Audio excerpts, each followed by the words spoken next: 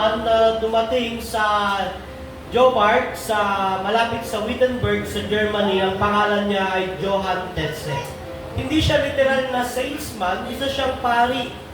At dumating siya sa Jobart, sa tabi ng Wittenberg. Ang ibinibenta niya ay indulhensya, indulgence.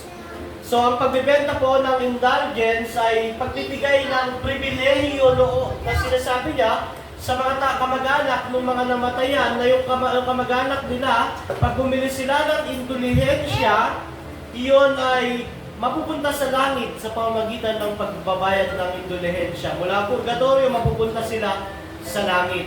At nung panahon na yan, mabenta at talagang dinudumog si Johann Tetzel. At ang isa sa paraan ng pagdemo niya ay meron siyang dalang apoy talaga at sinusunog niya yung kanyang braso sa gitna ng kongregasyon, sinunog niya at sabi niya, ganito ang kalagayan ng mga kamag-anak nyo sa purgatorio. At habang andyan kayo, sila ay nagdurusa sa apoy na ito, napakainit, talagang sinusunog niya yung laman niya at convincing iyon. At sinasabi niya na mapapaalis lamang doon yan kung kayo ay bibili ng indulhensya para sila ay mapalaya doon, at kung maaari, bumili na rin kayo ng para sa inyo. At nung panahon na yan, ang mga tao ay illiterate sa Biblia, wala silang alam sa Biblia. Ang mga may hawak lang ng Biblia nung panahon na yan ay mga clergy, mga tao ng simbahan. Kaya ang mga tao noon, takot na takot at talagang paniwalang-paniwala sila na ganun nga yung kalagayan. Noong 1516 nangyari iyon sa malapit na bayan sa Wittenberg, sa Jobart, malapit sa Wittenberg, at ang mga naging parokyano ng salesman na ito, na si Johann Tetzel, ay ang mga may hirap sa bayan na iyon. At nung nalaman ito ni Martin Luther, noong 1517, ipinost niya ang kanyang thesis ng argumento at pagkontra sa turo na iyon, sa aral na iyon. Isang taon lang, nung nabalitaan ni Luther, siguro na high blood siya, tumaas ang kanyang presyon, nakita niya yung mga kababayan niya, nauutok, nadadaya, napeperahan, at inilagay niya ang kanyang 95 thesis sa pintuan ng simbahan ng Wittenberg para pagtalunan yung maling aral na iyon. At ang nangyari, kinuha ng mga seminarista iyon, inilimbag sa wikang Germany, mula sa Latin, ginawang Germany, German language, at katatapos lang noon, nung movable printer, pinakalat iyon, at sa loob ng 1 linggo o 2 linggo ay naging viral ang sulat na iyon. Walang intensyon si Luther na magprotesta, humiwalay sa simbahang Katoliko, pero ang gusto niya lang itama ang mga katuruan. Pero doon nagsimula ang mainit na pagsabog ng protestantismo sa simbahan ng panahon na. At ang reason bakit sila gumagawa na nanghihingi ng indulhensya para ipatayo ang St. Peter Basilica noong panahon na iyon. At nung nalaman ni Luther iyon, dali-dali sinulat niya yung 95 thesis pangontra doon, inilagay niya kaagad sa pader para magtalunan, magkaroon ng debate, mapag-usapan kung ano ang tama ayon sa Biblia. At sa ating pag-aaralan, ganun din ang ginawa ng apostol na ito. Nung malaman niya ang maling turo na kumakalat sa iglesia na pinagpapastoran niya. Makibukas po kayo sa akin sa unang 1 chapter 4 verse 16. Unang 1 chapter 4 verse 16. Unang 1 chapter 4 verse 16. Ang title po ng ating message ay Ang Pag-ibig ng Diyos. Kaso layo noon po lang. Hindi po. Ang Diyos ay pag-ibig pala ang ating title. Unang 1 chapter 4 verse 7 to 21. Unang 1, chapter 4, verse 7 to 21. Nandun na po ba bawat isa? 1 John, una, 1. May mga Bible po ba?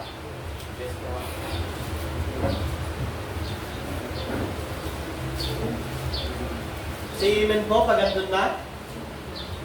Ang Diyos ay pag-ibig. Mga minamahal, magibigyan tayo sapagkat mula sa Diyos ang pag-ibig. Ang bawat umiibig ay anak ng Diyos at kumikilala sa Diyos. Ang hindi umiibig ay hindi kumikilala sa Diyos sapagkat ang Diyos ay pag-ibig. Inihayag ng Diyos ang kanyang pag-ibig sa atin nang isugo niya sa mundo ang kanyang kaisa-isang anak upang magkaroon tayo ng buhay sa pamamagitan niya. Ito ang pag-ibig. Hindi sa iniibig natin ng Diyos, kundi tayo ang inibig niya at sinugo niya ang kanyang anak upang maging handog para mapatawad ang ating mga kasalanan. Mga minamahal, kung ganoon kadakila ang pag-ibig ng Diyos sa atin, dapat din tayong magmahalan. Kailan pa wala pang taong nakakita sa Diyos. Ngunit kung tayo'y magmamahalan, nasa atin ang Diyos at nagiging ganap sa atin ang kanyang pag-ibig.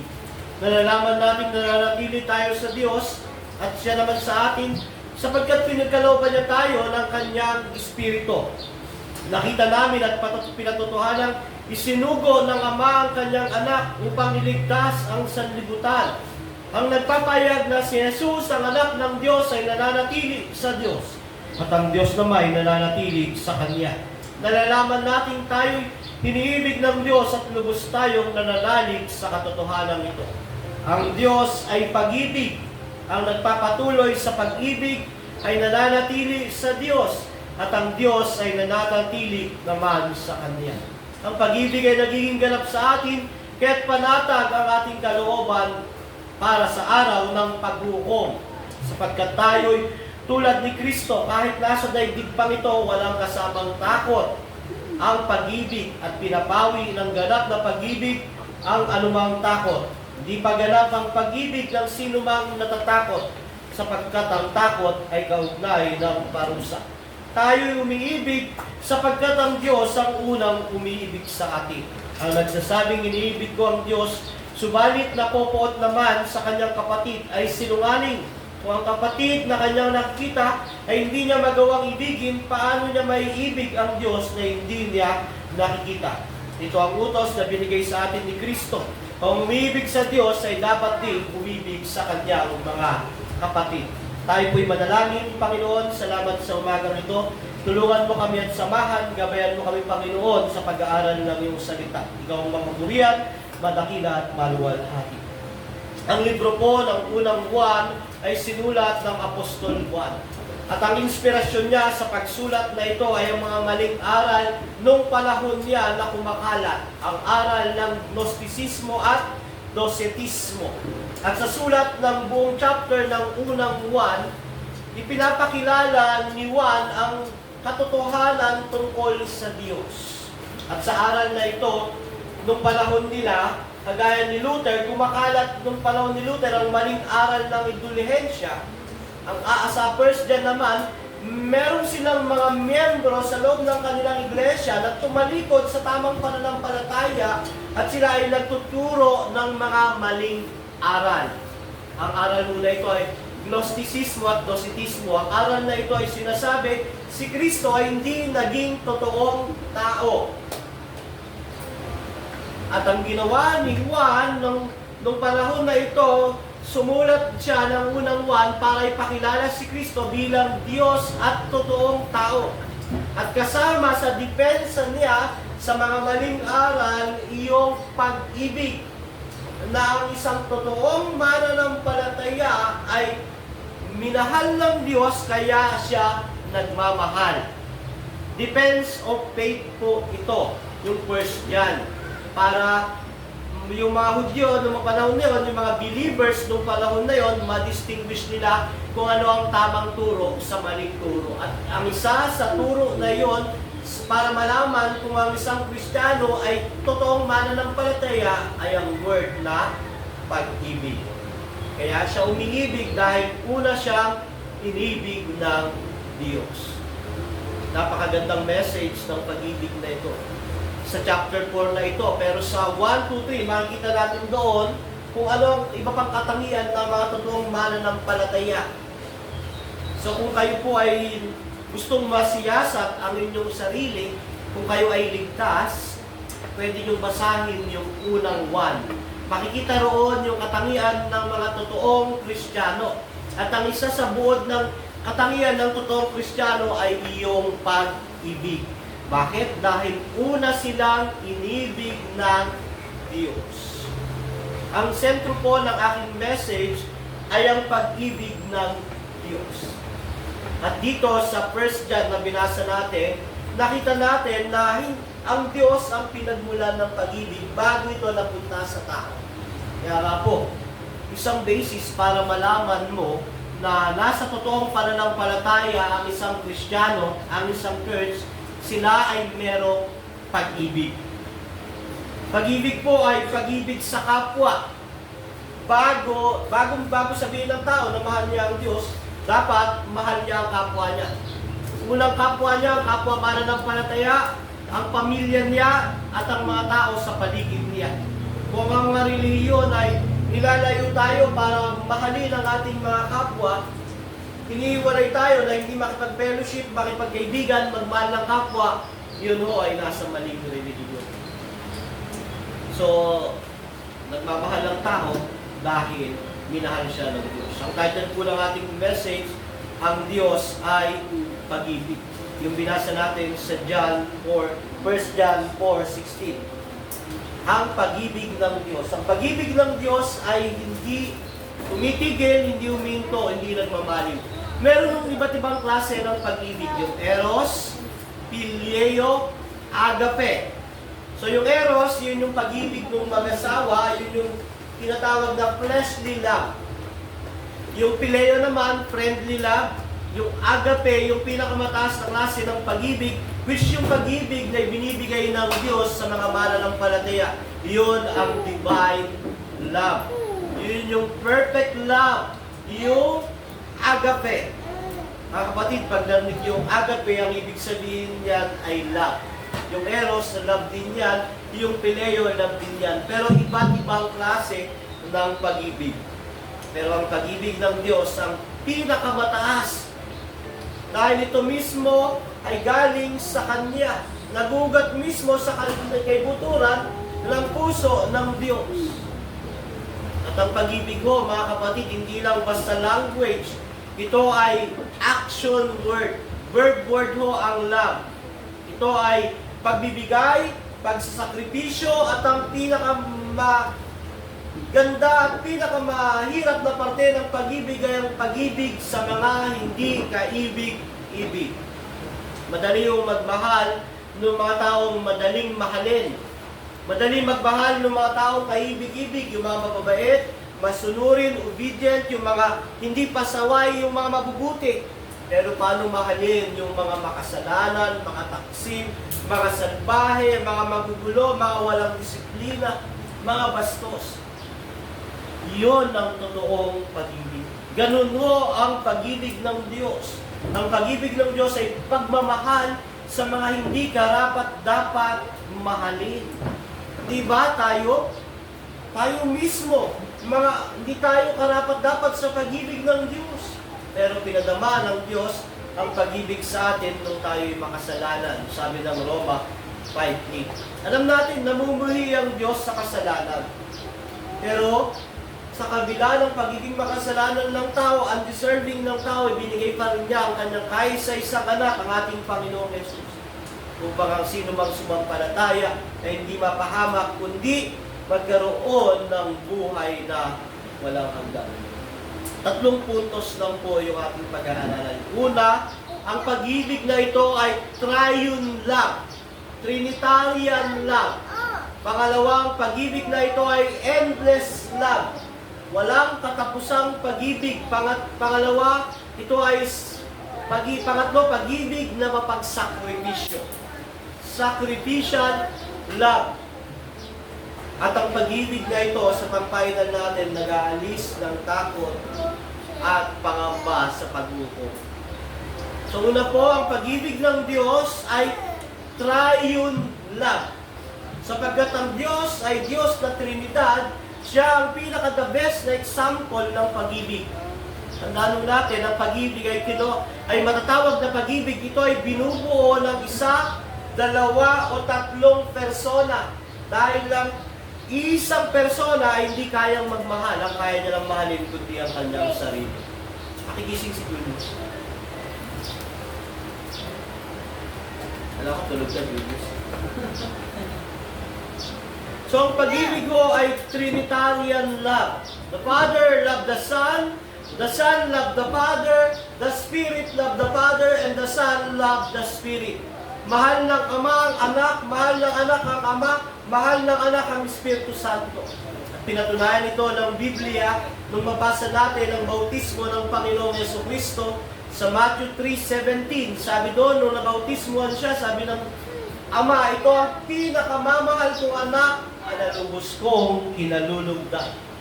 Sa John 1:18, sinabi ni Kristo na wala pang nakakita sa Ama maliban sa pinakamamahal ng Ama, ang anak.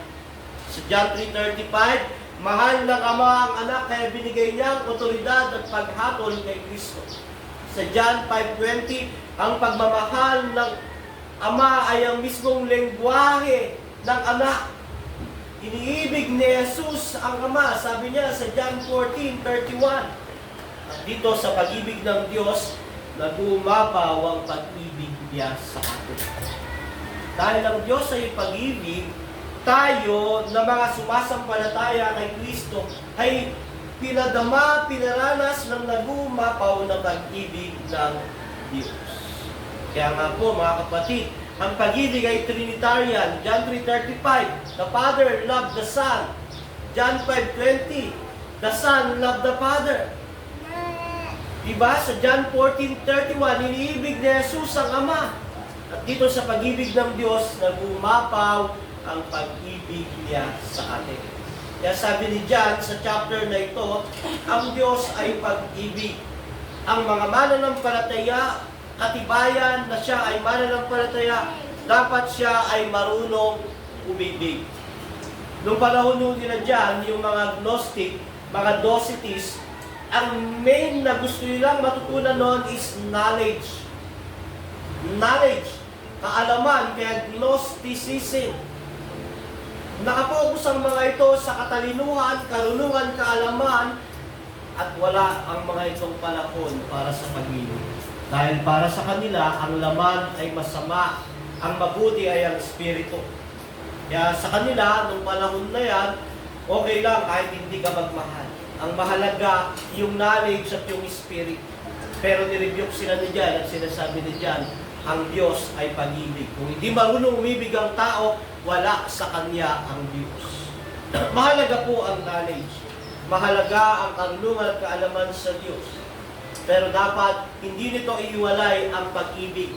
Kaakibat ng karunungan, kaalaman sa Diyos ay nag-uumapaw na pag-ibig at pagmamahal sa Diyos at sa kapwa. Sa atin noon ng mga nag-aaral ng salita ng Diyos, napakahalaga ng karunungan at kaalaman. Pero yung karunungan at kaalaman mo ay hindi dapat humantong para maging judgmental ka. Humantong para tumingin ka na mas taas ka sa iba. Dapat humantong ito para maging magpakumbaba, mas maging mababa ka. Dapat ito ay magtulak sa pag-ibig sa Diyos at pag-ibig sa kapwa. Kaya sa sulat ni Juan na ito, binigyan niyang diin, ang Diyos ay pag-ibig. So dapat tayong umibig. At dahil ang Diyos ang pinagmulan ng pag-ibig, ibig sabihin ito ay endless love. Wala pong katapusan ang pag-ibig ng Diyos. Hindi ito temporary, pansamantala. Hindi ito seasonal love. Pag sinabi mong temporary, mahal kita ngayon kasi may pakinabang ako sa iyo. Mahal kita ngayon kasi maganda ka pa at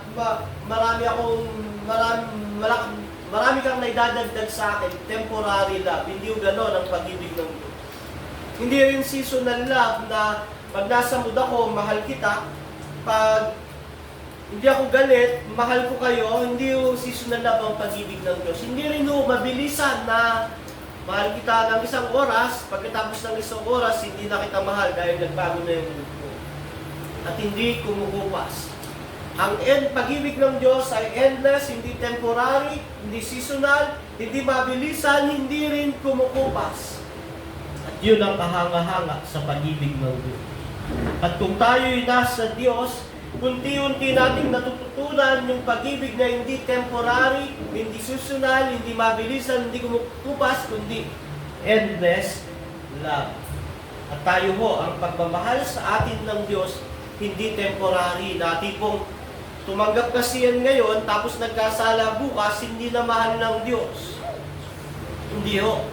Sabi ng Biblia sa Efeso 1:4-5, bago palikhain ang mundo, pinili na kayo ng Diyos at ibinigay kayo ng Ama bilang regalo kay Kristo bago palikhain ang mundo. Ang pag-ibig ng Diyos sa mga mananampalataya ay hindi nagsimula nung siya ay sumampalataya kay Kristo. Ito ay eternity past pa. At ito ay endless, walang katapusan. Mga kapatid, sa John 7:20-23, ang pagmamahal ng Ama sa atin ay katulad ng pagmamahal niya kay Jesus. Ang sabi ng John 17:23, kung paano raw mahal ng Ama ang anak, ganun din kamahal ng Ama ang mga mananampalataya kay Kristo. At ang pagmamahal na ito, ang pag-ibig na ito, ay endless love. Hindi temporary, hindi seasonal. Hindi pag nagkasala ka, hindi ka na mahal ng Diyos. Hindi pag hindi ka nakakasimba, hindi pag marami ka nang nagagawang kasalanan, hindi ka na mahal ng Diyos. Despite ng mga pagkakasala mo, pagkukulang mo, kung ikaw ay na kay Jesu Kristo, ang pag-ibig ng Diyos sa iyo ay endless love. Pastor, kanya na, tunog antinomianism tayo. Hindi po, kasi ang pinag-usapan natin, pag-ibig. Pag pinreach ko ang pag-ibig ng Diyos, ipipreach ko yung kahanga-hanga, walang katapusan at makapangyarihang pag-ibig na akala ng mga hindi mananampalataya ay talagang yung antinomian sa dating. Ano ba yung antinomianism? Ito yung antinomianism na dahil sa pagmamahal ng Diyos, wala na raw kautusan. Hindi ang topic kasi natin ay pag-ibig. Pag pinag-usapan natin ang pag-ibig, sobrang taas, sobrang lalim, sobrang laki. At ang pag-ibig nga na ito, hindi nagsimula nung tumanggap ka kay Kristo. Nagsimula ito bago palikhain ang mundo. Sabi ng Efeso 1:4-5-11, ikaw ay regalo ng Ama sa anak. Ikaw ay pinili niya para kay Kristo. At ang pagmamahal ng Ama sa atin ay katulad ng pagmamahal niya kay Kristo. Siguraduhin mong na kay Kristo. At kung ikaw ay na kay Kristo, ang walang katapusan, hindi kumukupas na pag-ibig ng Diyos ay para sa iyo. Kaya hindi tayo dapat magkaroon ng kaisipan na walang nagmamahal sa atin.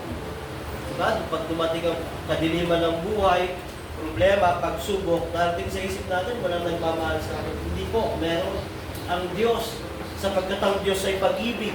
Kung ikaw ay na kay Kristo, hindi mo maiisip na walang nagmamahal sa iyo dahil mahal na ka ng Diyos dahil kay Kristo. Ito ay endless. Ang pag-ibig na ito ay limitless, walang boundaries, walang katapusan. Bago pang paglikha ng mundo, ando na yung pag-ibig ng Diyos. At ang pag-ibig ho na ito ay sigurado at maaasahan. Dahil walang katapusan ang pag-ibig na ito. Alam nyo kung bakit walang katapusan ang pag-ibig ng Diyos sa atin? Sa mga mananampalataya? Dahil wala hong katapusan ang Diyos. Dahil eternal ang Diyos, walang katapusan ang pag-ibig ng Diyos sa mga taong sumasampalataya kay Kristo. At ito, yung basis ng defense ni John sa mga bulaang guro nung panahon na yon. Pag ang tao hindi marunong umibig, hindi kayang magmahal ng mga taong nakikita niya, wala sa kanya ang Diyos. Dahil ang issue nun ng Gnostisismo ay mga miyembro mismo ng simbahan nila John, at ito'y humiwalay sa kanila, at nung humiwalay, nagtuturo ang mga ito na si Kristo ay Diyos, hindi siya pwedeng maging tao. Nag-emanate lang siya o nag-anyong tao lang. Kaya kung pagbabasahin niyo yung libro ng 1 John, may mga parallelism dyan, yung Antichrist, yung kay Kristo, yung namumuhay sa mundo at namumuhay sa presensya ng Diyos. At ang pinakamabigat na emphasize dyan, yung mga umiibig at hindi umiibig. Yun naman po ang katotohanan, isang best argument at depensa yung pag-ibig. Kahit gaano kagaling magtago ang isang bula ang relihiyon, bula ang tagapagturo, darating at darating ang panahon na makikita yung pag-ibig mo. Pag-ibig sa Diyos at pag-ibig sa kapwa. So, endless love po ang pag-ibig ng Diyos. Pangalawa po, ito ay sacrificial love. Sa unang 1, 4, 8, 10, and 14. Hindi lang endless ang pag-ibig ng Diyos, sabi niya, ito rin ay sacrificial love.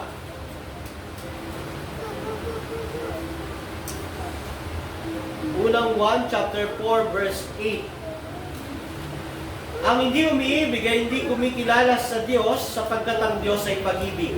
Sumunod, inihayag ng Diyos ang kanyang pag-ibig sa atin nang isugo niya sa mundo ang kanyang kaisa-isang anak upang magkaroon tayo ng buhay sa pamamagitan niya.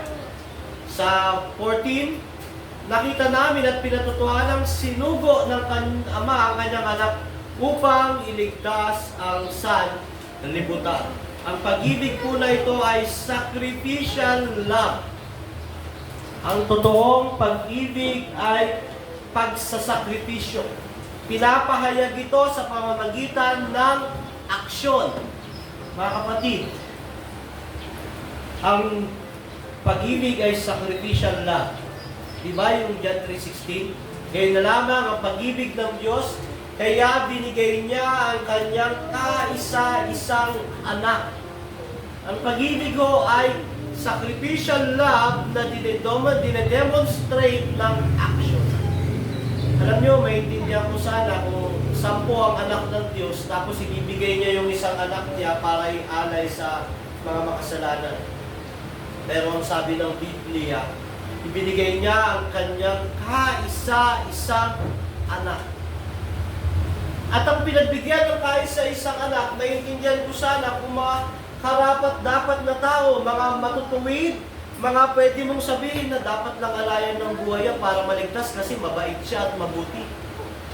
Pero ang pinagbigyan ay mga makasalanan. At ang binigay ay kaisa-isang anak. Kung may 10, 5 anak ang Diyos, pwede niyang ibigay yung isa para iligtas yung mga undeserving.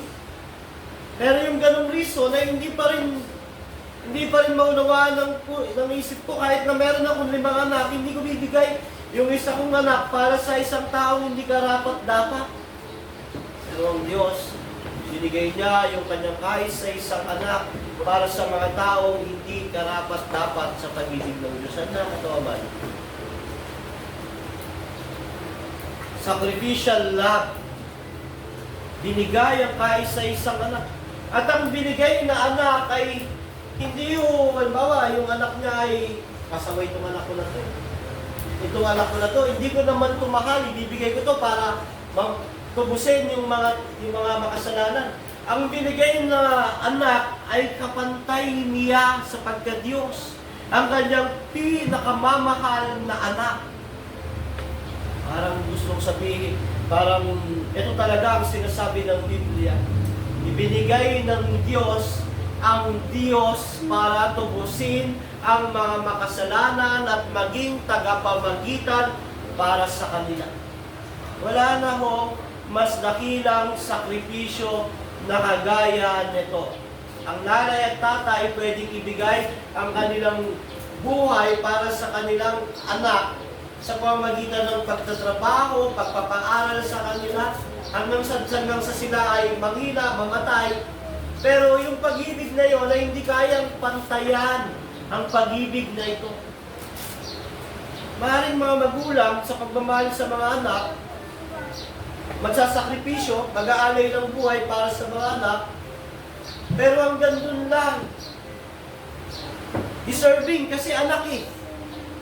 Deserving kasi galing sa kanila, minamahal nila.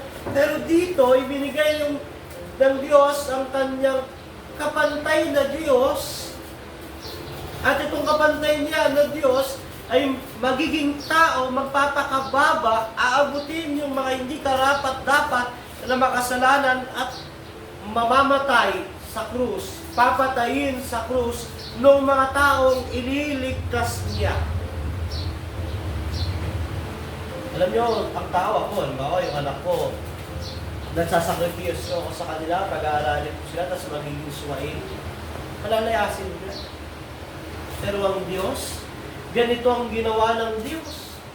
Yung mga tao na papadala niya ng tagapagligtas, yung kagaya niya na Diyos, anak niya, ang gagawin ng mga taong ililigtas niya, hindi siya tatanggapin.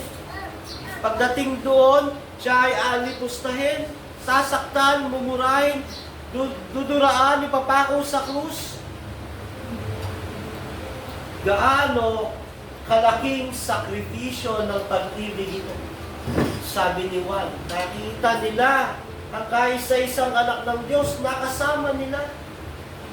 At kung kayo na mga Kristiyano, nauunawaan nyo ito, at hindi nyo kayang umibig, wala kayo sa Diyos.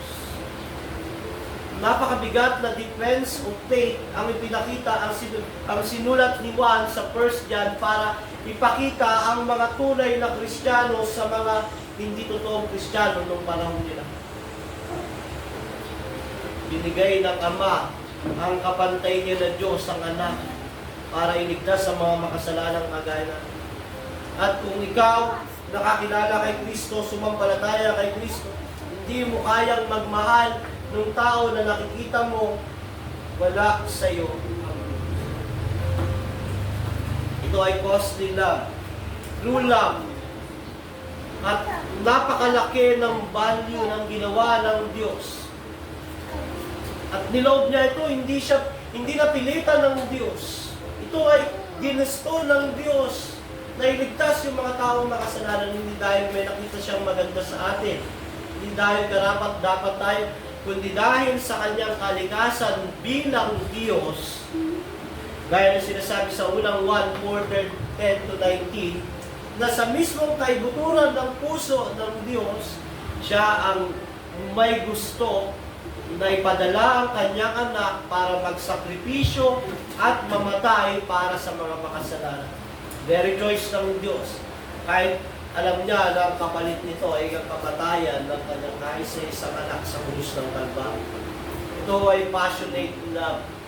Hindi lang sacrificial love, ito ay passionate love. Punong-puno ng pag-ibig. Bagamat may simpleng ilustrasyon sa Biblia na matatagpuan sa Lucas 15:20, yung prodigal son. Sino ba nakabasa na ng prodigal son? Kwento ito nung anak na nung nabubuhay pa yung tatay niya, kinuha na yung bata. Gaano kabastos ang anak na to, gaano ka walang modo, walang galang, buhay pa yung tatay, kukunin na yung mana. Nung panahon na yan, ang ibig sabihin niyan, pinatay niya na yung tatay niya kasi buhay pa, kukunin niya na yung mana niya. Yan yung story ng prodigal son. Nung sinabi ng anak, Ama, bigay mo na sa akin yung mana mo, mana ko. Nung nakuha niya yung mana niya, pumunta siya sa malayong lugar at ginamit niya sa mga walang kabuluhang bagay. Pinagpakasasaan niya. Alam niyo, nung wala na siyang makain, kumakain na siya ng pagkain ng baboy, naisip niya, sa tahanan ng aking ama, andoon yung mga alipin namin kumakain ng masasarap. Babalik ako sa kanya, mag-a-apply na lang ako bilang alipin. At nung pabalik na yung prodigal son, nakita nung ama yung kanyang anak, gaya ng ini-illustrate ng Lucas 15:20, yung ama excited pa. Excited na tumakbo, lumapit, hinagkan at hinalik-halikan yung kanyang anak. Na ang ginawa ng anak na ito, kinuha yung mana habang buhay pa, na gustong sabihin, ang tagal mo naman mamatay tayo, bigay mo na sa akin habang di ka papatay. Excited yun eh, excited mamatay kasi buhay pa, gusto lang kunin yung mana. Pero alam nyo, despite ng ganung ginawa ng anak, kahit kinuha na niya yung bahagi niya, kahit tinuring na siyang patay nung kanyang anak, ginawa ng ama nung nakita niya yung anak. Hinalikan, hinagkan niya, Alam niyo, kung anak ko to, naku, baka dinagukan ko to eh. Di ba? Tuturing kang patay, tapos babalik, kawawa.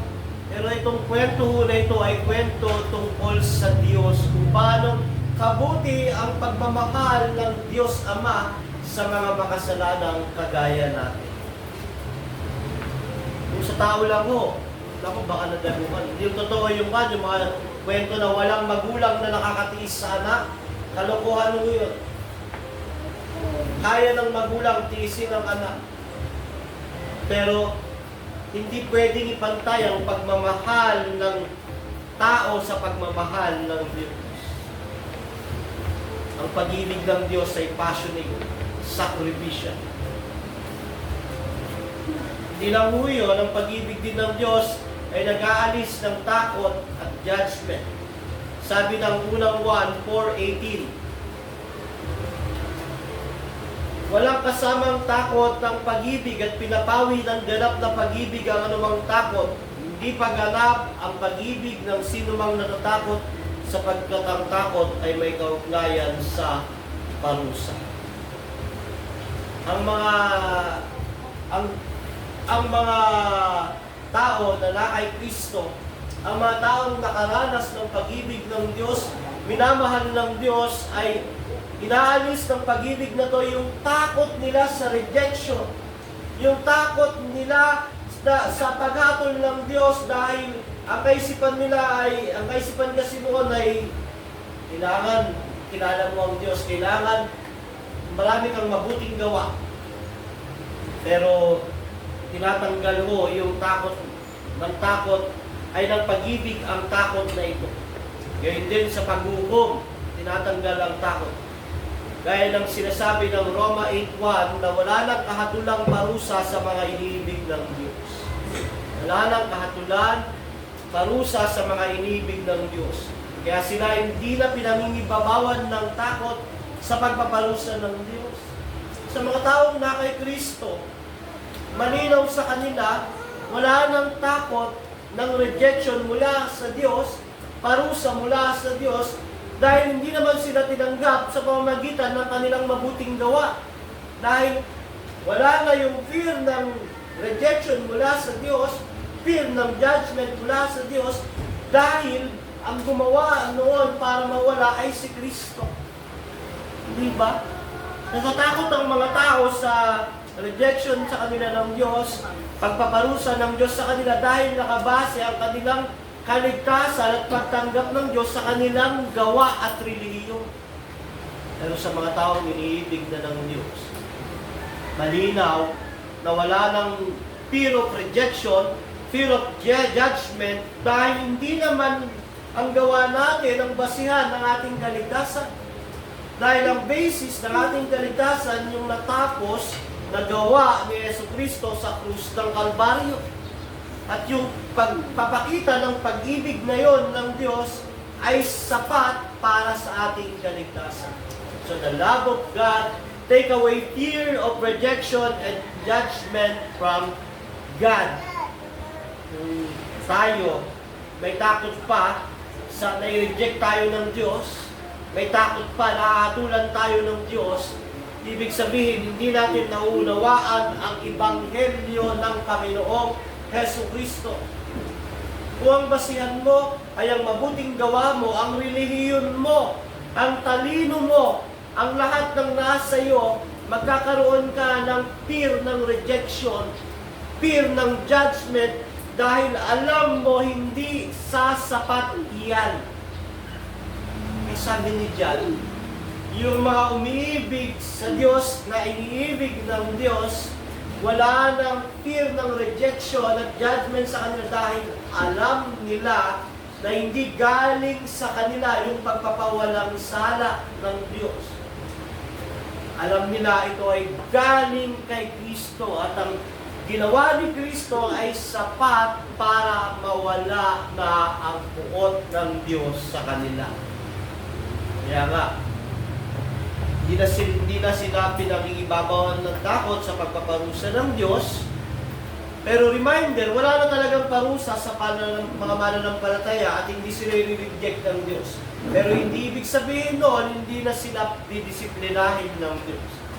Para sa mga mananampalataya na matitigas ang ulo, masuwayin, hindi sumusunod sa kalooban ng Diyos, hindi yung judgment ang binibigay ng Diyos.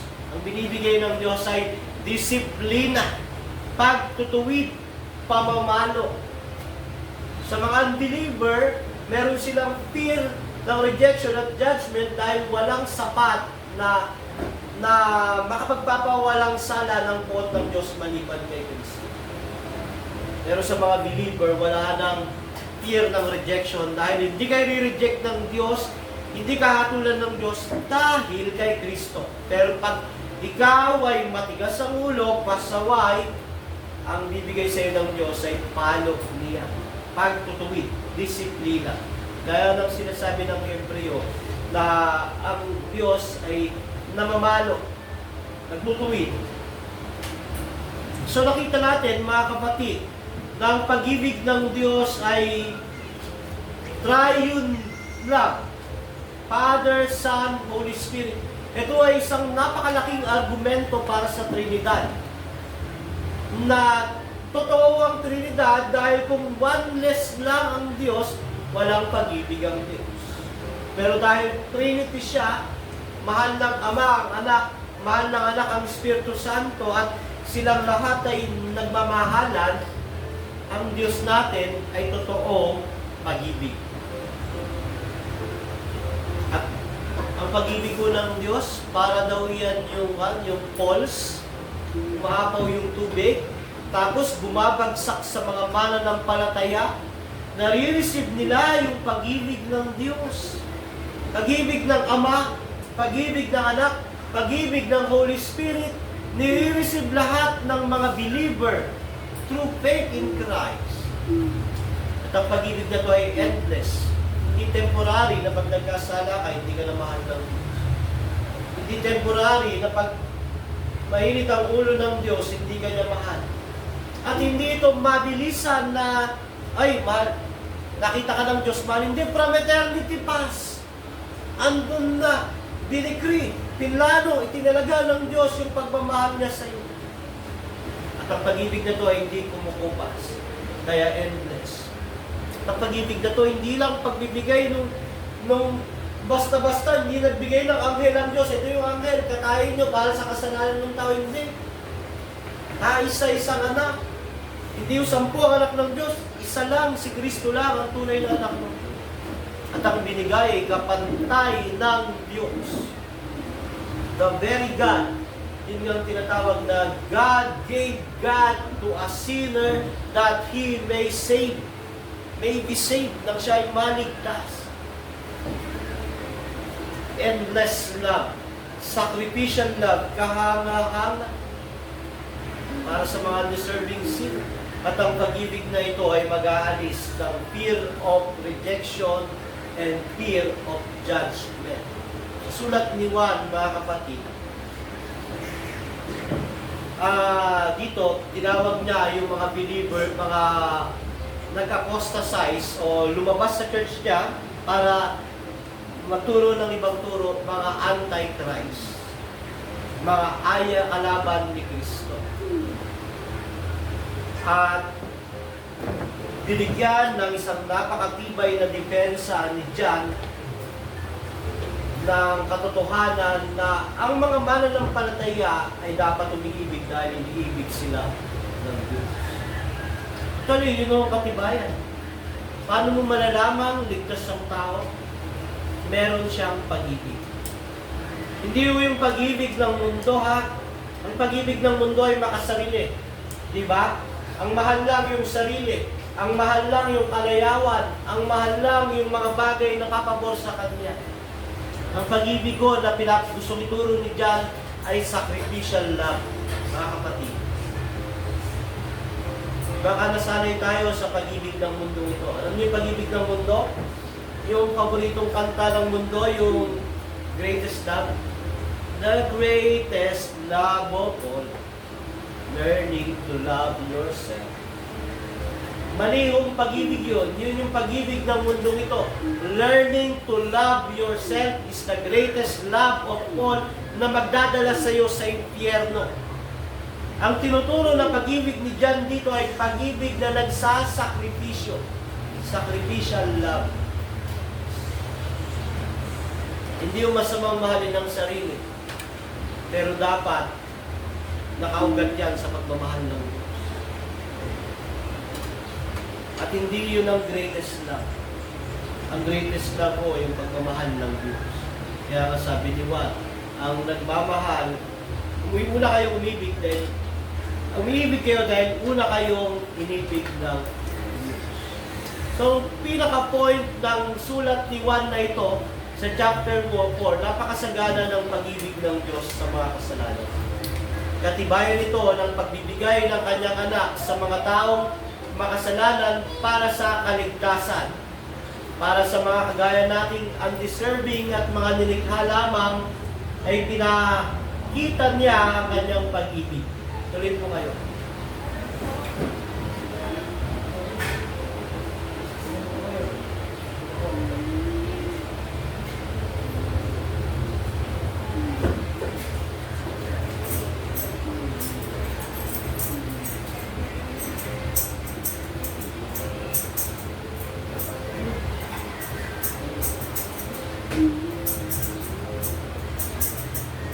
Ang ating point, napakasagana ng pag-ibig ng Diyos sa mga makasalanan.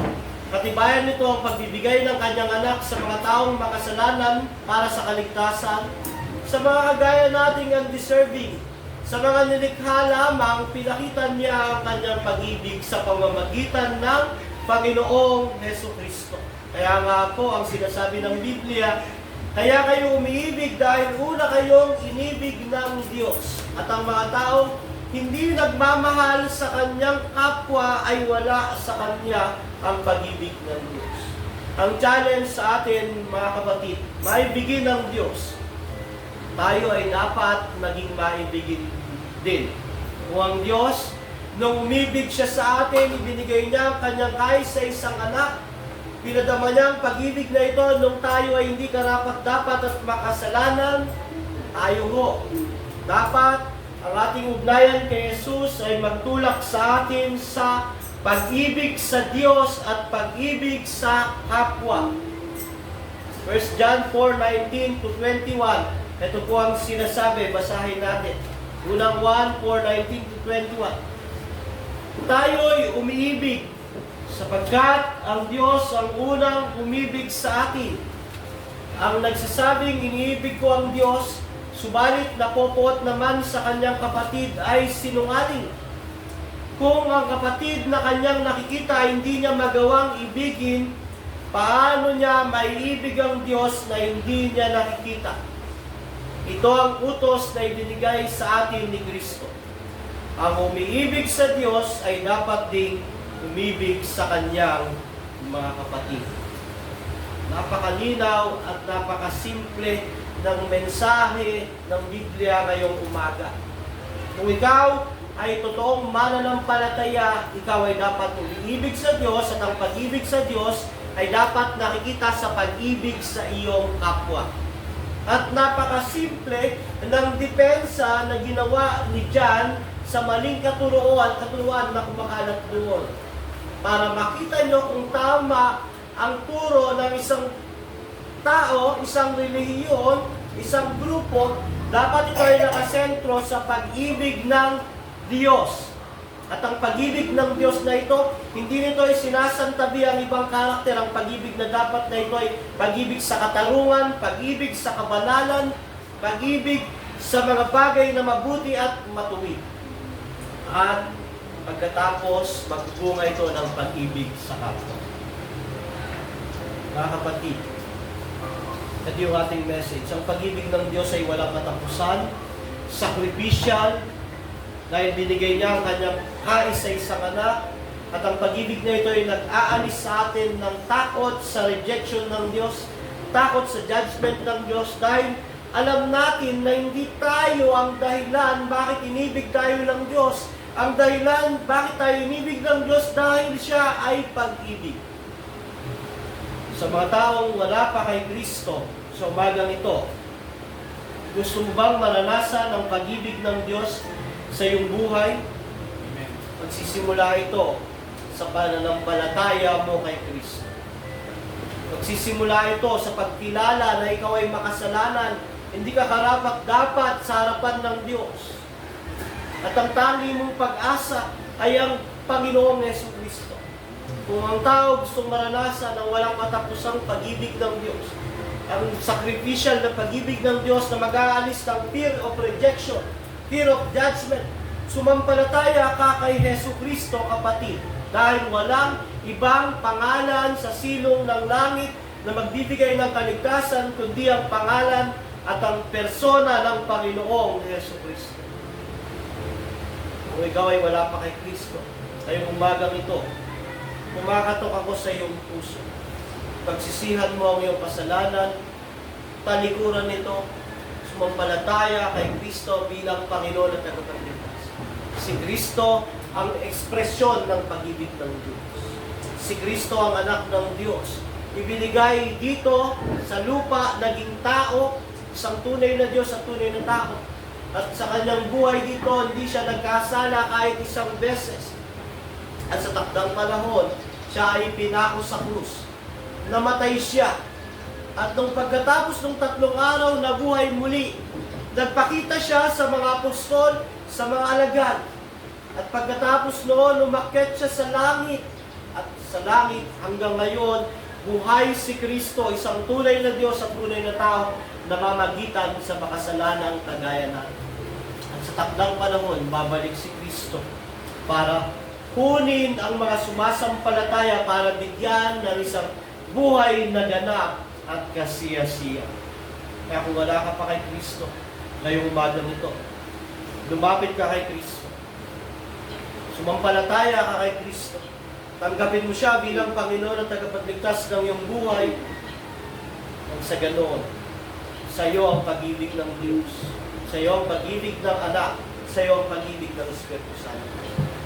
Kung ikaw naman ay na kay Kristo na, magpatuloy ka, kapatid. Maging matatag ka sa pagsubok, maging matatag ka sa problema. Baka dumarating ang panahon na inisip mo walang nagmamahal sa iyo. Meron nagmamahal sa iyo. Una ang Diyos. Baka iniisip mo, wala nang pag-asa. Mahirap na kami, puro problema na hindi. Laging andyan ang Diyos. Laging nakagabay, nakaalalay ang Diyos. At higit sa lahat, hindi kayo re-reject ng Diyos. At para sa mga nakikristo, wala nang kahatulan para sa iyo. Dahil nga, binayaran na ni Kristo sa krus ng Kalbaryo ang dapat bayaran mo. Ang gagawin niyo na lang, magpatuloy sa buhay na ito. Mamuhay ng may kabanalan, mamuhay ng may pag-ibig, mamuhay ng may pananampalataya, maging miyembro ng isang lokal na iglesia at magpatuloy. Mga kapatid, lahat ng bagay maglalaho sa mundong ito. Pero isa lang ang mananatili, ang Diyos. Kaya kung wala tayo kay Kristo, maglalaho tayo at tayo mapupunta sa kaparusahan.